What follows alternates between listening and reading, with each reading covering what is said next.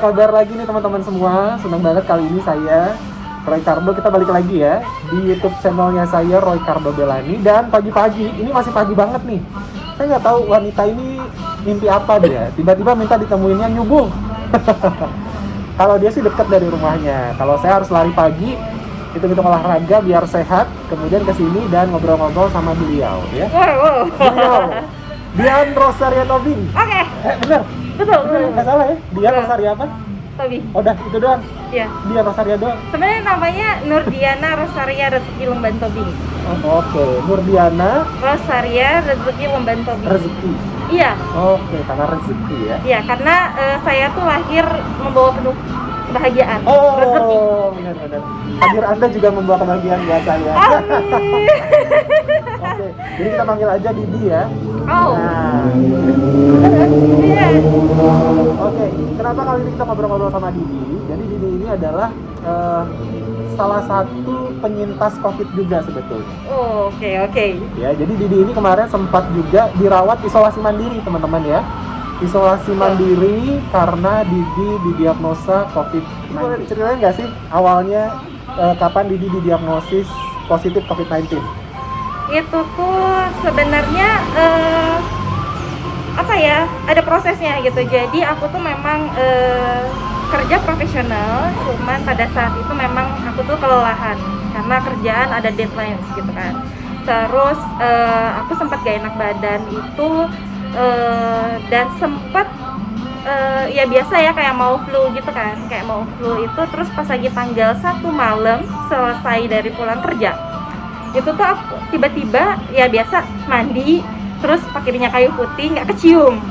Oke, jadi di situ aku kayak kenapa nih bermasalah nih ada sama hidung aku gitu pada saat itu, dan nggak berpikir ke COVID-19 karena aku kurang banget yang namanya edukasi tentang itu gitu. Jadi aku juga kurang baca-baca.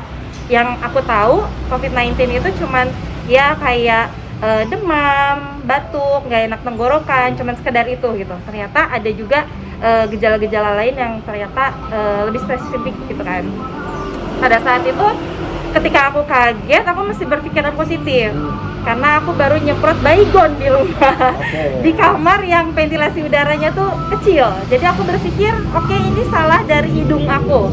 Dan ketika itu aku udah mulai gak enak badan sebenarnya. Cuman belum flu, belum batuk, tenggorokan masih aman. Cuman badan nggak enak aja? Nggak enak, kayak nggak enak aja gitu. Besokannya aku registrasi mau ke dokter karena ini kayaknya ada yang salah tentang hidung aku gitu kan. Akhirnya aku ke salah satu rumah sakit di Bandung, di screening dan harus ke IGD. Karena ternyata salah satu dari ciri COVID-19. Setelah di IGD, aku diperiksa. Sebenarnya demam itu aku 36,4. Jadi nggak demam lah. Nggak, ya. Anget-anget dikit lah. Anget-anget dikit gitu. Terus aku di situ kayak masih nggak percaya itu COVID-19. Sebenarnya agak bandel sih. Iya, boleh lah kelihatan. Iya. Gitu kan. Jadi si dokternya bilang ini tes ya, dia bilang gitu.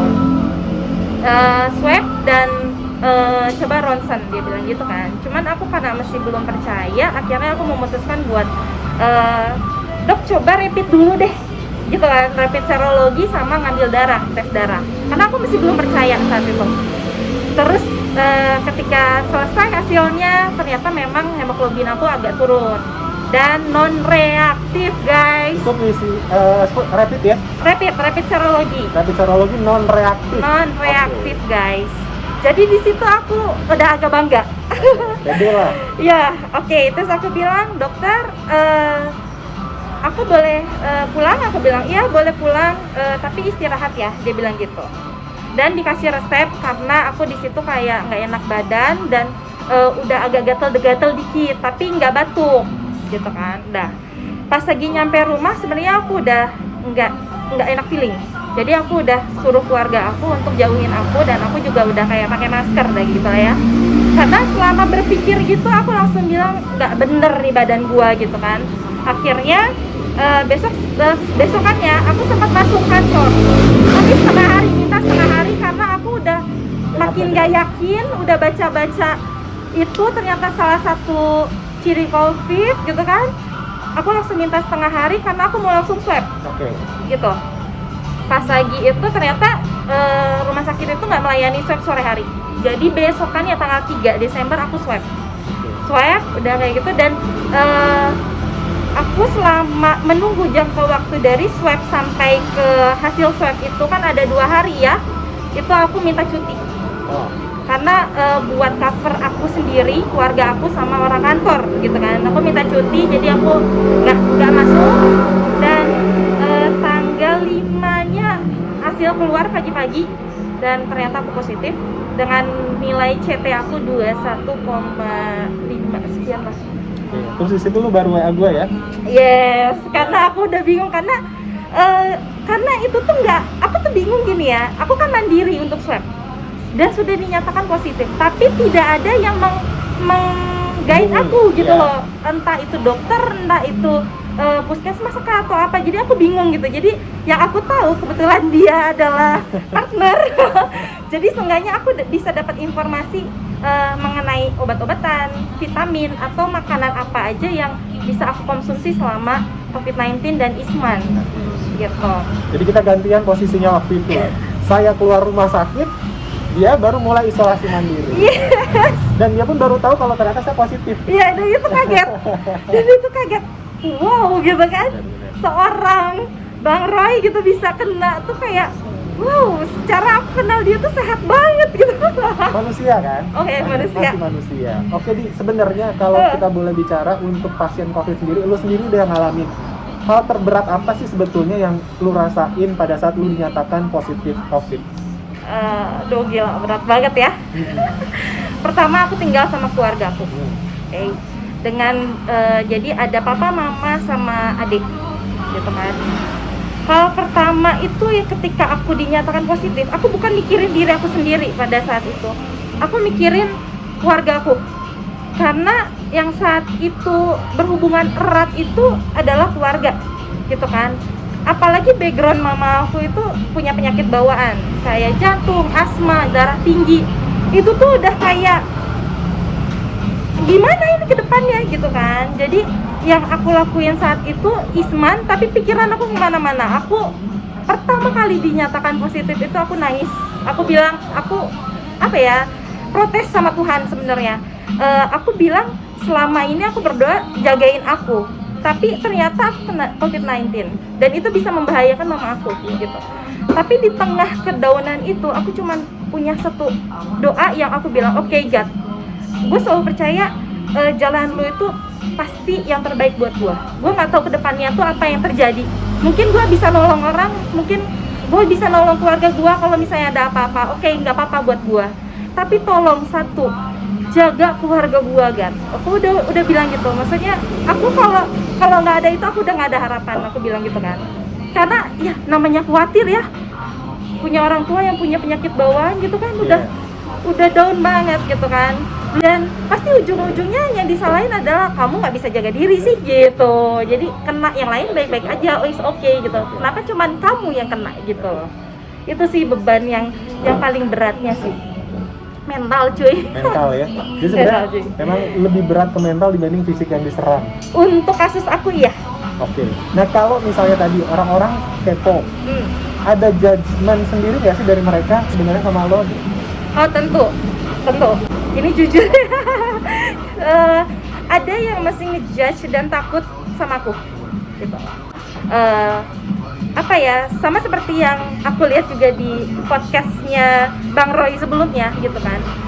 Justru itu menginspirasi aku buat aku naikin rasa pede gitu. Jadi memang oke, terserah orang mau ngejudge gua apa, gua penderita COVID-19 yang seolah-olah tidak akan pernah sembuh gitu loh, yang menjadi penyebab yang takut banget gitu kalau misalnya deket-deket sama gua karena takutnya virusnya masih ada walaupun PCR sudah negatif gitu kan. Kata-kata Bang Roy yang bilang bahwa justru gua lebih khawatir sama lu.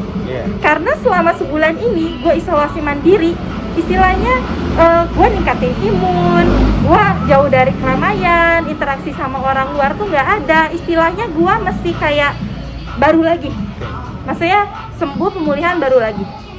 Sedangkan gue nggak tahu dia tuh seperti apa di luar, ketemu orang yang mungkin juga OTG gitu loh. Jadi itu yang membuat aku jadi oke, sebenarnya gue takut sama lu, bukan lu yang harusnya takut sama gue. Jadi gue jaga jarak dari dia itu bukan karena gue takut sama dia atau nggak enak sama dia, tapi karena gue takut sama dia gitu.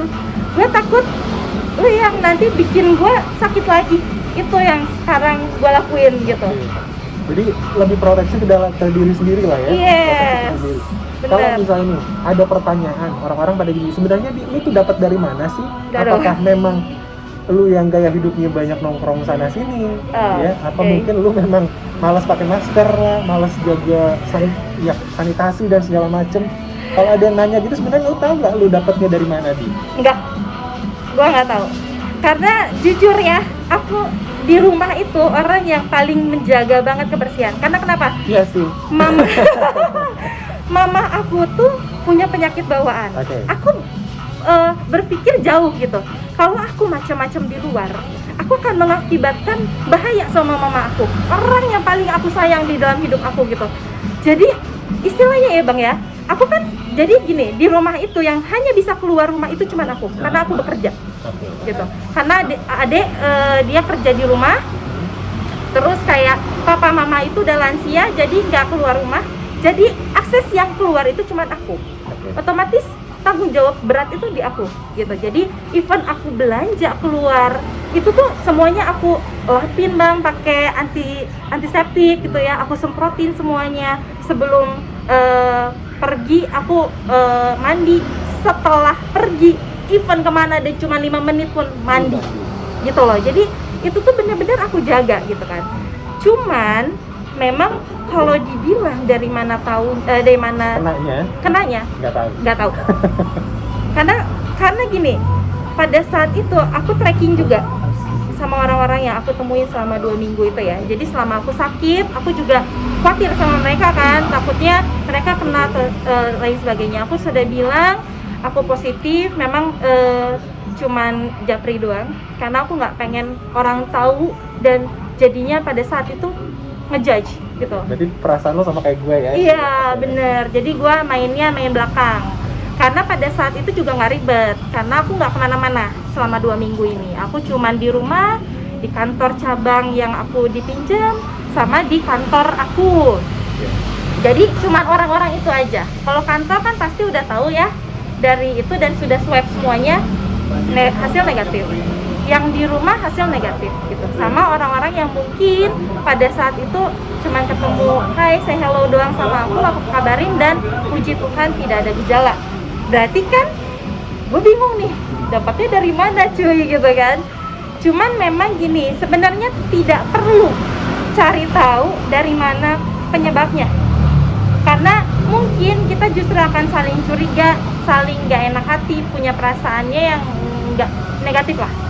Cuman yang paling penting adalah mungkin pada saat itu tuh aku memang lagi down banget imun aku. Karena mungkin ada capek pekerjaan, terus udah kayak gitu memang aku lagi banyak pikiran juga pada saat itu kan. Jadi galau ya? Galau banget. Ya maksudnya ya ada pikiran macam-macam lah, banyak gitu kan. Terus memang aku merasa kayak aku nggak fit. Tapi aku ya namanya orangnya tuh gini loh bang, kalau untuk masalah pekerjaan do the best. Jadi ketika orang kasih aku deadline, aku akan selesaikan di deadline itu gitu. Jadi aku udah ngerasa nggak enak badan, tapi aku tetap kerjain deadline itu. Jadi mungkin pada saat itu tuh imun aku turun dan aku entah dapat dari mana jadinya kena gitu. Jadi makanya aku sekarang tuh ya kalau orang nanya ya sama aku, Di, lu dapat dari mana? Nggak tahu. Yang penting lu jaga imun. Gue bilang gitu. Yang penting lu jaga imun. Karena posisinya gini, aku kena pada saat imun aku turun dan puji Tuhan warga aku negatif. Berarti berarti kan interaksi yang paling dekat kan keluarga ya. Tapi mereka negatif, berarti kan imun mereka bagus gitu loh. Jadi yang penting itu bukan lu harus minum obat paling mahal ya yang banyak dijual lah istilahnya gitu ya. Kalau orang selama COVID tuh ya, aku tuh tempat aku berubah jadi seller loh. Di kamu minum ini katanya bagus buat COVID. Di ini banyak kalau saya COVID. lihat semua obat yang kamu bikin di story ya. Ya gitu loh. Maksudnya itu baik. Oke. Cuman yang paling penting adalah pikiran, hati tetap damai. Sebenarnya nggak perlu obat-obat mahal. Sebenarnya dengan jaga asupan normal untuk vitamin sehari-hari itu udah cukup. Gitu. Udah cukup ya. Jadi total kemarin kamu isolasi mandiri dari pertama kali kamu tahu positif sampai akhirnya negatif itu butuh berapa lama? Sebulan. Sebulan berapa kali? Sempat masih positif ya PCR-nya ya? PCR di hari ke-15 itu masih positif. Nah, terus lu panik nanya lagi ke gua. Karena dia licik cuy. Dia di hari ke-13 sudah negatif. Gils banget. Berarti kan imunnya bagus. Harus bikin happy gitu ya. Iya, benar-benar. Dari sebulan lu isolasi mandiri, hal apa sih yang lu dapet di masa pengisolasian lu? Banyak hal. Itu yang ngerubah hidup gua. Pertama gini, apa ya, gak ada yang lebih baik di luar manapun kecuali keluarga. Karena gue dapat dukungan dari mereka yang tadinya gue khawatir sama mereka jadinya yang nambahin semangat gue, ayo cepat sembuh gitu loh.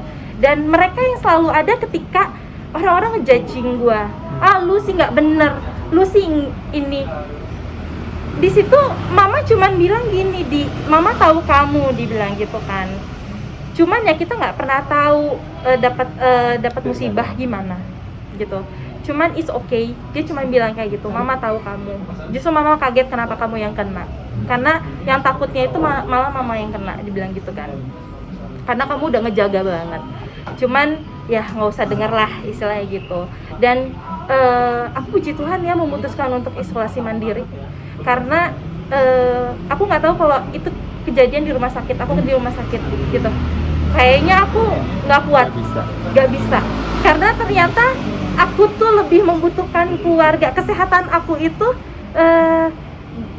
sebagian besar 80% itu keluarga aku gitu. Jadi aku sekarang kayak yang dulunya aku kan kadang masih mengesampingkan kayak oh ya keluarga nanti aja deh dulu gitu kan, maksudnya kayak lebih mementingkan hal-hal yang lain gitu. Yang namanya juga anak muda ya, tapi anak muda, iya anak muda dong, jadi masih pengen seneng-seneng gitu ya, masih kayak ini. Tapi semenjak COVID ini, ketika aku tahu ternyata gak ada seorang teman dekat pun, even itu udah sahabat dekat pun yang seperti keluarga gitu. Jadi aku kayak sekarang tuh lebih ke apa-apa tuh kayak mikirin keluarga aku nanti gimana, kalau bertindak tuh gimana. Jadi lebih sayang keluarga. Iya, dan lebih banyak sekarang aku berpikir selama COVID ini ya, jujur kalau dibilang aku sampai bilang Tuhan gini, aku lebih banyak bersyukur karena di tengah kekhawatiran aku kan kayak COVID gini kan, apalagi aku Isman itu segala sesuatunya itu mandiri banget. Jadi dari tes PCR sampai obat-obatan, makanan itu semuanya mandiri. Oke. Dan aku selalu bersyukur bahwa Tuhan menyediakan itu semuanya dari awal sampai akhir gitu loh.